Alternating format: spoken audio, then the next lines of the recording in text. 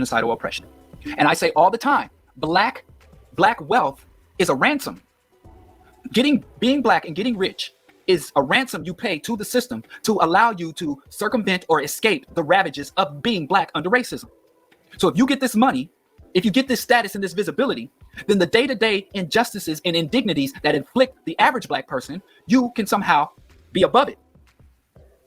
That's what black wealth is. You know, other people, Bill Gates, Elon Musk, they get rich or strive for wealth so that they can be what was once called barons, people who govern, who rule, who dictate the priorities of the state. Will the state focus on infrastructure? Will the state focus on foreign military campaigns? They dictate how to distribute goods, whether we will grow crops for export or grow crops for import. Will our transit system be individual car based or mass transit? Will we have light rail and bullet trains or an intricate air travel system? How will the world that I live in be shaped? How will it function? What will be the priorities of the industries and the state? Who will we allow to thrive? What nations? Who will we form allegiances with? Who will we wage war against? When white men get wealthy and get power, that is why they say when I get power, when I get rich, if I become famous and influential, I can literally dictate reality, structure reality. But when black people get rich, whether it's slanging crack rock or they got a wicked jump shot or they go to school and they on some gifted hand shit, I come from the ghetto and I got to do a full scholarship to MIT. Whether, you know, I become president of the United States, through menticide and generations of enslavement, our mentality is when I get rich, I'm going to have the best position and consume the highest quality products within this reality that's created, which is a completely different way to understand wealth, influence, and power. So they would determine this is the type of housing we have, whether it's we're going to create these large metropolitan areas and the wealthy will live in mansions in large metropolitan areas, or we'll create these dispersed suburban or exurb communities where the wealthy will live in compounds. However the wealthy live, we will decide that. And then black people will be like, okay, that's the reality, that's the definition, that's the value. And now, so how do I get whether it's a metropolitan wealth or rural, suburban, compound, whatever it is, I want to be able to afford it. And that means there is no black elite. That's what that means. Our elites, whether we like them or not, should be conspiring with each other to determine how reality will be shaped, how the world and interpersonal, international, within companies will be dictated. What are the rules of industry? What are the allowable thoughts? What is appropriate to say and do? Will we allow you to criticize the Jews, or the Jews a protected group, or immigrants a protected group? You know, or religious minorities? And that's power. That black people, we orient ourselves how to navigate, survive, and elevate within realities constructed by others, instead of saying we're going to deconstruct your reality and construct our own. And if your concept and your way of organizing the world and human relations is hostile or incompatible with ours, we will dismantle yours. We will encapsulate yours. We will expel it. That's power. Now, I've been talking about power since my last 3 broadcasts, and that's where we have to get. And that's not where our elites ever take us. And even when our elites come back, to the hood, when LeBron James comes to open a school, when Kanye West and Common come here to open an art center that they never opened, but they said they would. When Barack Obama opens his center over here, his gentrification central station, when the Obama Center opens, all the black elite ever fucking have for us is to demonstrate and to explain to us and inspire us and give us money in order to elevate within the reality constructed by our enemies and oppressors. They don't say, listen, I had to shuck, buck, and dance in order for you to get up here. But I don't need you to become a CEO in a multinational corporations. I don't want you to run for office. I don't want you to sign a lucrative deal. I want you to build an independent base of black power that will be an opposition, ongoing opposition to established power. They don't even equip us. And if you have such rhetoric, even if you're smart, even if you're talented, even if you're ambitious, if you say my ambition is to overthrow our oppressors, none of these black people, these established black people will touch you with a 10-foot pole. Like I said, Claude Anderson said he went to wealthy white black people and said he wasn't even revolutionary. Claude Anderson was basically looking to do economically what they did in the civil rights era political. We got political integration, and he wanted economic integration. He wanted to create more opportunities for black people to better integrate and elevate within the economic system. And black people said many established black celebrities who were known for putting their name and their resources behind causes told him that's too black. It's scary. So the reality is Rappers die, not because hip hop is the most dangerous job. Rappers don't die because they are out front. Rappers die because that money and that wealth does not allow them to escape the reality of the black and making it out. Whether you slinging crack rock or you got a wicked jump shot, there's no making it out of the hood. There's no making it out of the ghetto, because the hood and the ghetto is not a physical place. The hood and the ghetto don't even have shit to do with black people. The hood and the ghetto is within the warped minds of racist white people and elite whites who hold power. So from their point of view, your hood is your skin. So the only way to escape your body is through death. And even then, they desecrating corpses. They're not even burying us right. You see all the scandals with the nursing homes and not even handling the corpses of our ancestors and our newly deceased properly. So there is no escaping. That's a fallacy that Snoop Dogg went from Long Beach crib to mansions. It doesn't matter, because guess what? I've met enough black millionaires. I've met enough affluent, wealthy, highly educated, upwardly mobile, accomplished black people. And let me tell you, they are being subjected to extremely sadistic behaviors. Their children in these elite private schools. I mean, Russell Simmons. Let me see if that's still. Let me see if that's still on. I think this is it.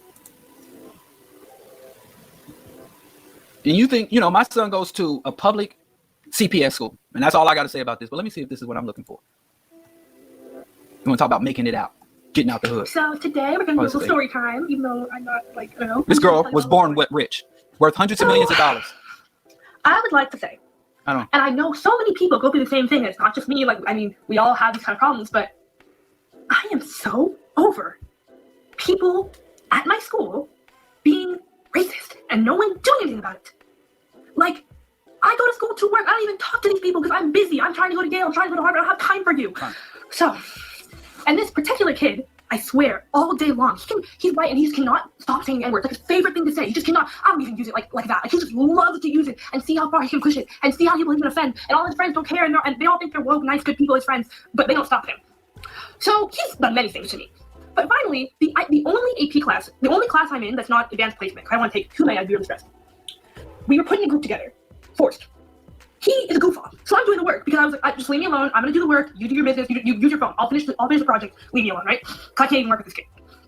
So I'm doing that thing, when you're writing and thinking, and you're writing and you're thinking, you talk to yourself kind of okay, and then the second word, you just think, you talk and you write. Do we do this? Yes. You talk, you write. You mumble to yourself while you're writing. I guess he found that weird. So he looks up from his phone, Mr. Doing No Work, and he goes, "Nigga, are you on crack or something?" I was like, let me just say something. My son comes from a poor black family living on the south side of Chicago. His parents are educated, but we ain't got no money. His parents are educated, affluent, and work hard to make a life from him. And my son goes to a poor black school on the south side of Chicago, and he went to a public school. He went to Kosminski, if you know where that school was. He went to Kosminski Middle School, went straight from Kosminski to another CPS public school, because we are socialists. We believe in free public education for all. He's yet to endure anything of that depth. My son hasn't been subjected. Neither one of my sons. My son is in college. He goes to a small public school, university here. He graduated from another CPS school. He went to Merritt. And let me tell you something. I put the link if you want to watch the rest of that video. Listen to me when I say this. Black people, especially black people with money and resources. In our attempt to save our children's lives, we often destroy their minds. Say that one more time, because there might be some people listening to this trying to get the best for their black child. In our attempt to save our children's lives, we often destroy their minds, their psyche. There was another black student. He's a junior this year that I talked to. My wife and I had a long conversation with. This kid, I think he's 16, 17 years old, like on his 5th passport. He's traveled the world multiple times over. Fluently speaks several languages. He fluently speaks several languages. He's an athlete. He's a scholar. He's a proud young black man. He's been in elite private schools his entire life. And they have tried to break him psychologically. And that's what we were talking about, and the pain in this kid's voice. Just hearing him talk, And if you know me and my wife, we like to talk. We sat and just listened. And he just wanted someone to listen to him. His parents are wealthy and affluent. So the make it out the hood is a fucking myth. And a lot of wealthy black people don't like to come back and tell the truth. A lot of black people come back to the hood, come back from around the way. You get out, make it good. You go back to the old barbershop. You go all back to the Johnny Pump where you used to hang and maybe spread a little money around, give your old homies from around the way proud, congratulating you. And you only want to tell them, oh, I got this new deal working. I got this contract I'm about to sign. I got this car. I got this house. I got this wife, this supermodel wife. And they don't tell you the fucking truth. Sometimes their kids will come out and tell the truth. And I also see this with a lot of immigrants. I knew brothers had good friends from the various parts of the Caribbean, from Africa. I had a friend from Gambia. They come here being subjected to dehumanizing treatment. But when they go home, they know people got faith in them. So many people put up and sacrifice to get them when they don't want to go home and be like, that's a fucking hellscape. So they go and like, yeah, making it America, opportunity, all that. And as I said in my last black people, we're exhausted. Intellectually, emotionally.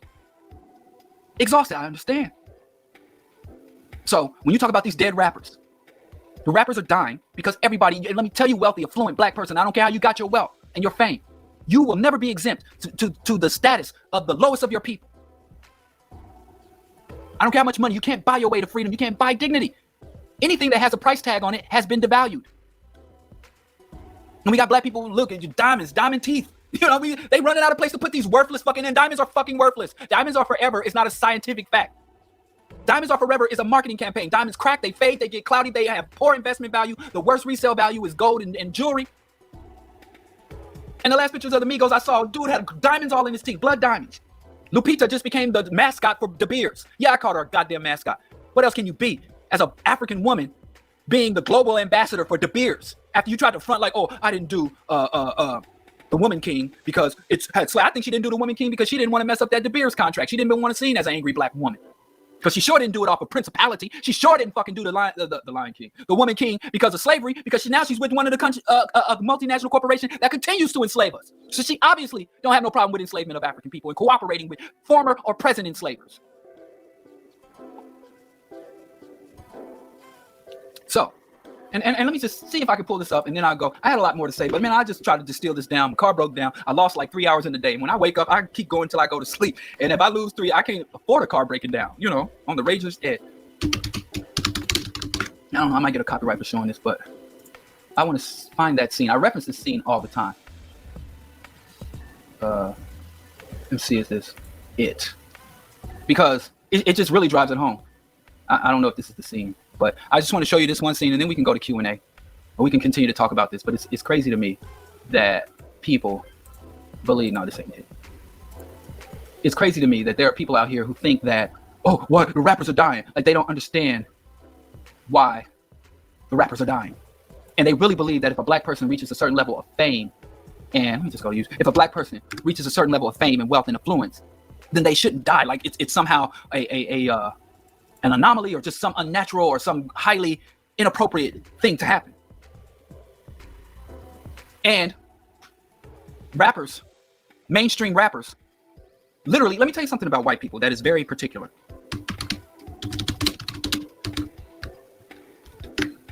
Something that's very particular about, that's not a very popular scene. That's very particular. That is universal. Oh, here it is. Here it is. This is the scene I always reference, right? This is what wealth will do for you under a genocidal regime. It's only 2 minutes. We'll watch this and then we'll go. I might get a copyright strike for this, but what are you going to do? But it's on YouTube already. I just won't. All right. So this is actually in Poland. This isn't in, I believe, yeah, this is in Poland. So this is a wealthy Jewish family, right? And you see the Nazis have come. Let me make it a little smaller. The Nazis have come and told them, yo, pack your shit and get out. And so you see how immaculate the home is. How immaculate, well, this scene is reduced, but you see the woman, his wife is in furs and this in brooch, right? But they didn't show all of it because this scene doesn't start the show. They show them, look at his office. They showed him packing up silver and elaborate silver and all these wealthy. And the scene is wealthy Jew leaves his home. But there was a couple of scenes, and right now he's out there. See, the other people are walking. I wonder if I skip past the part where they show the poor Polish people. But they live in and these are the poor people, right? She in a diamond coat. She's in a fur coat. And see, that's a poor Polish girl. The poor people, the poor whites. And then here comes the wealthy. Here comes Schindler. They were like, dude, this is all you, player. Crystal chandeliers, wonderful, Baroque and art. And they'd be like, damn, get your ass in the Warsaw ghetto. So they put them in the ghetto, right? Silk sheets, handcrafted bed. They just like, get out. And they went from being wealthy, and they were in the ghetto, the Warsaw ghetto, still trying to flex like they was elite. They just gave this man's mansion to Oskar Schindler, and he's the hero of the movie. But anyway, there's a whole nother scene, and these are the poor Jews. Like, what's up? Like, they recognize him, like they show him respect. Like, we in the concentration camp, and you see Jay-Z, you're gonna be like, oh, Jay, what's up? Right? Because that's what happens. That's what thinking your wealth will protect you from fascism. But there's another, that's not even the scene I want, because they showed another scene of the wealth of another family, an older, rich family being kicked out of their house.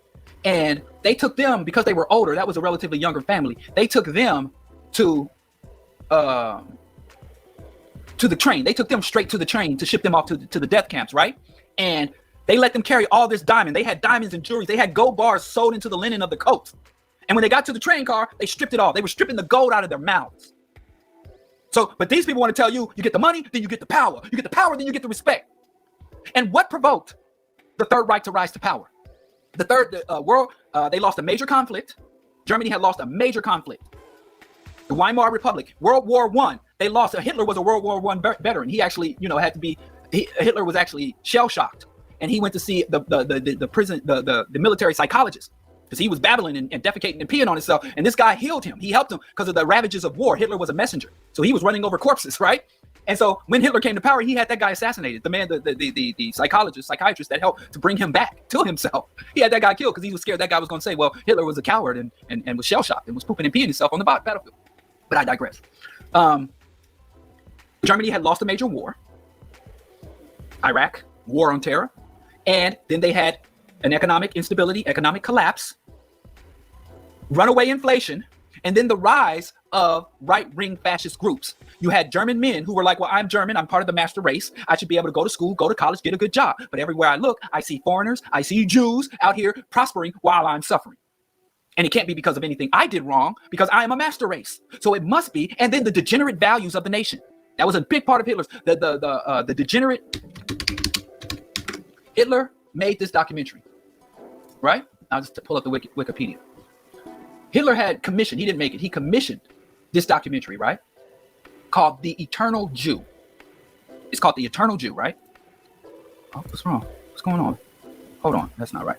He commissioned this documentary film, and it's of course in German, but it has subtitles, right? And in this thing, he talks about the corrupt culture of the Jews, how the Jews are criminal, they are sexually immoral, they are vectors of disease, sexually transmitted disease, and that their music is corrupting. Their music is corrupt, that emerges from their community is corrupt, and the music that they are using music to corrupt the minds of the German youth. Many black people believe that bullshit today. Many black people out here literally word for word repeating the same Nazi white supremacists. We really want to run to the Nazis to save us from the Jews.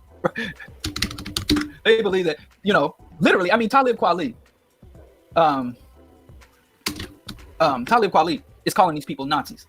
And so Hitler put degenerate art on display. Here's that book. It ain't back here. I know it's up front. Oh, it's right here. Hold on. This book, Hitler and the Power of the Aesthetic. This is I should do a review on this book. This is a book I kind of read, The Political Scientist in Me, right? I'm surprised this book is back here.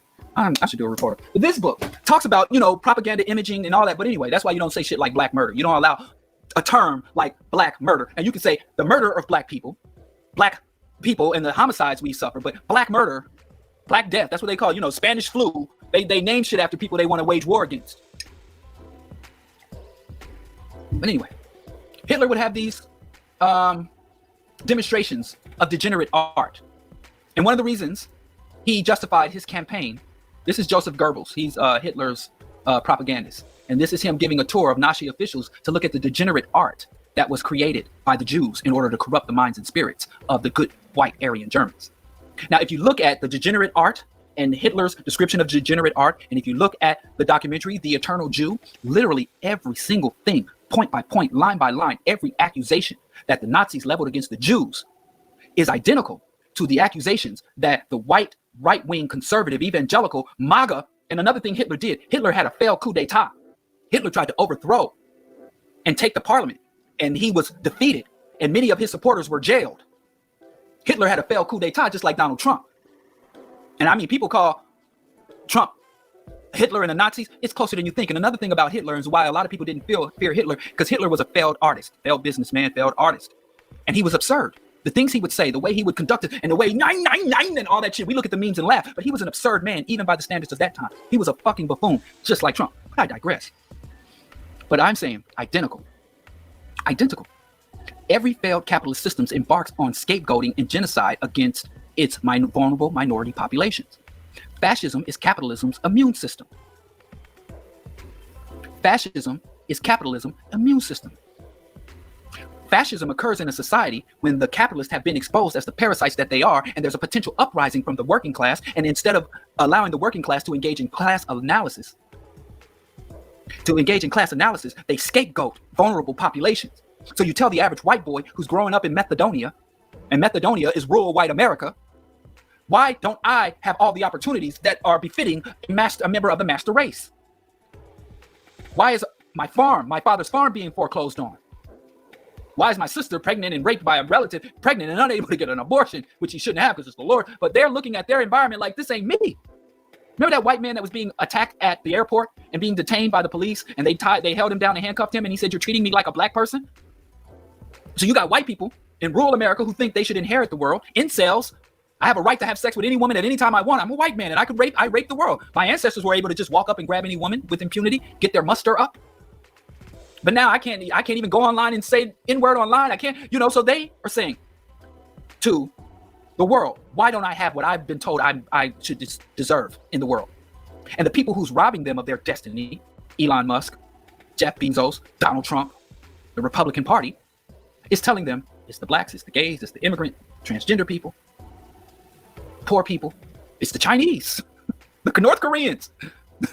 They're having them attack, and if you go to right-wing media, they're attacking everything and anything but the true source of their suffering. And I say all the time, every problem that white people are suffering from to this day is self-inflicted. The greatest threat to the white masses is the white elites. And the white elites is funding all of this underground, all of this shit. Even the progressive corporations, Disney's, the so-called woke corporations, they are funding the woke media and the right-wing media. It's all in the same. Because especially in the United States, the U.S. working class has no history of class. They do. Let me not lie on these people. White folks do have a very history that they should be proud of working class uprising and working class resistance. But they lost it. They surrendered it in the 60s. Because in the 60s, the white people had to make a choice, the white working class. Join the world in anti-colonial, anti-racist, anti-capitalist uprising, or join the white elites to preserve the delusion of white supremacy. And they went, we know what way they went. So they all ran out and voted for Reagan. And that was basically them announcing to the world, we rather live in a white hell than a non-white egalitarian world. Heaven. Okay. So bring that all the way back to rappers. Let me just reiterate the point. It is offensive to me that when a black rapper suffers, or a black person of prominence suffers the fate that we people who built them up and put them on our shoulders and elevate them, they suffer the same fate as us. And they have the nerve to act like it is some type of something's wrong with black people besides oppression. When before they got killed, before they suffered that fate, they were promoting and profiting from our degeneracy. And there's something I wanted to tell y'all about white people that I forgot, but now I got back to it. Everywhere white people go to engage in conquest, colonization, rape, they like to consume media that shows that confirms their stereotype of the people they oppressed. So they had, for a long time, they had this idea when they were colonizing the East, the Orient, the exotic places of the world. They had this image in their mind of Chinese people being very subservient and eager to please. So they'd have this racist media of Asian people, and they're always bowing and very easy to please. And they would have this concept, and they would go to Asia. A lot of dead white men in this world right now would go get a bride, not even all the way to go to the Philippines and get a bride, because they think they're going to have this subservient, passive woman, because they're racist, and they go marry a woman from the Orient and expect, I got me an Oriental. So they love to see media. And if you look at the media of the past of Asian people, they think that people from the Middle East and from the Arab world are bloodthirsty, irrational people. So you look at the media, they just kill to be killing. And you'll have someone say, listen, I am waging war against the Western imperialist powers because they are raping the resources from my country. They are setting up military bases. They are disrespecting our holy land. They are dropping pollutants. They are empowering tyrants and dictators. And that is why I am taking up arms against Western imperialism. And the US media will be like, he's a crazy terrorist. He wants to kill us for our freedoms. Even Saddam Hussein was like, listen, they have military bases. They're supporting a corrupt oligarchy, and they're setting up military encampments in our holy land. And if you remove your military encampments, you remove your sphere of influence from the Islamic world and allow us to govern and live as we see fit with our God and our belief systems and our value system, I got no qualms with you. Carry your ass. And they were like, Osama's just crazy. So they like for the people they colonize and oppress to fit into these convenient boxes. So if I want to make white money, if I want to be crossover and famous, I have to confirm whatever stereotype about black people that white people hold at any given time. Whether I'm a dangerous criminal, I'm a threat, I'm sexually obsessed, cannot overcome, I have a really big penis and I'll stick it anywhere it'll fit. I want money and I'm all about money and I'll kill and do drive-bys. Like, why? Like, I don't know nothing about honky-tonk shit. Even though I grew up in Missouri, that whole country western bull riding cowboy shit never appealed to me. Right? So why would I sit and listen to country music that I don't relate to or connect to? Like, why? The number one consumer of inner city despair Whether it's a hood movie, stereotypical hood movie, or some drill rap, gangster rap, or suburban white kids who've never connected to that. That's some weird shit. That's some, psychological colonization. People usually like to listen to things that affirm who they are, not affirm who other people are, or who they believe other people are. That is Yorugu. That is some fucking madness. Like, when I was growing up, and I'd hear Ice Cube rap, they'd rather see me in the pen than me and Lorenzo rolling in a Benzo. I could relate to that. I had a homie that got a little money, did a little hustling and grinding, and we'd be riding around the hood, and the police looking like, yeah, I could relate to that. But why are white suburban kids who never had that experience, never fucking drove past a police car and felt any type of tension or stress, in fact, feel secure? They feel nervous and see a cop car and all the stress leaves their body. Why are they listening to Black Death? Why are they perpetuating Black Death? It's very, very peculiar. Oh, you're in Kansas City? I grew up in East Hills Village Boys. Right off 75th and Monroe, Southeast High, Junior High. Anyway, shout out. I got a KC listen. I don't get many KC people. Show me some love, Kansas City. But anyway, I guess I could throw it out. We need revolution. We need cultural revolution. I've gone in great detail of what constructing or erecting a revolution looks like, and creating one and executing and how to carry it forward. Right? But I just want to say we need, as the black masses, whatever these Negro elites do, we as the black masses, we should take offense if we are class conscious when they act like Black death and the violence that we all are subjected to. They are. And it's like when Kanye West says the Jews control music. And I asked the question, how do the Jews control music? I'll give you that. How? When Kanye West signed his contract, was he threatened? What was it? His short-sightedness, his greed. I have no problem with people criticizing any population of white people. But you want to talk about the Zionist, you want to talk about the elitist, you want to talk about working class and poor racist factions, the militia movement. My only issue is, if you're going to target or criticize any of these groups, you have to do it from a leftist, African-centered perspective. If you're criticizing Jews from the right, if you are adopting Nazi rhetoric to criticize a population, you're not on our side. You are validating our oppressors, not helping us in the least bit. And there are many black people who were denounced as anti-Semitic. Kwame Ture, Malcolm X, Dale Jones, Amos Wilson, Dr. John Henry Clark, Dr. Yosef Ben Yakini, who were very critical of everything from the Zionist neo-settler colonial state to the Jewish slumlords in Harlem. And they were also called anti-Semitic, but if you look at their analysis, they are targeting and critiquing and attacking and denouncing this from a leftist revolutionary perspective. Kanye is approaching this issue from a far right-wing Nazi perspective. And that is not in any way helping us. That is not in any way helping us. There was a time where the militia movement was under attack. You go look up Ruby Ridge, you go look up Waco, Texas. There was a time under the Bill Clinton administration, he went hard in the paint against the exploding right-wing militias. And I could say, well, I don't like the right-wing militias, but I can't say, well, I'm going to go and wear a Bill Clinton hat, like MAGA hat, I don't even remember what was Bill Clinton's. I feel your pain. That was Bill Clinton's political slogan. Like his MAGA was, I feel your pain. Because we were coming out of 8 years of Reagan, 4 years of Bush, and he was like, I feel your pain. I understand that the American population is suffering and it suffered under Reaganism and trickle-down economics. I feel your pain. So I'm not going to put on a fucking I feel your pain hat and go hug up and sit on the lap of Bill Clinton and praise him for his attacks on the right-wing militia. Because why? He is more of a detriment to my people than even the militia. In fact, he is the direct one to empower the militia. So when Kanye puts on a MAGA hat, sits on Trump's lap, talk about the Jews, guess what? Guess which presidential administration gave the most to Zionists? Was most malleable, most submissive, most responsive to the Zionist movement? Guess who? Guess which president was the greatest asset and gave more to the Zionists than any other fucking president in the last 50 years, since the establishment of the state of Israel? It was Donald Trump. I defy you to challenge me on that. Since the end of World War II, find another president that was more bend over and spread his cheeks for Israel than Trump. So how are you so goddamn stupid? How are we so goddamn stupid to think, oh yeah, he's challenging the exploitation of black people? He don't give a fuck about you. He's doing what he does to secure his position with the right-wing fascist militia. But I promise you this, when the right-wing fascists really truly come to power and defeat opposition, we're going to be walking just like y'all saw them poor Jews walking past that wealthy Jew. We're going to be walking right past Kanye in the same goddamn camp. What's up, ye. And Kanye gonna be standing there if they allow him to bring his white woman with him, and usually they will.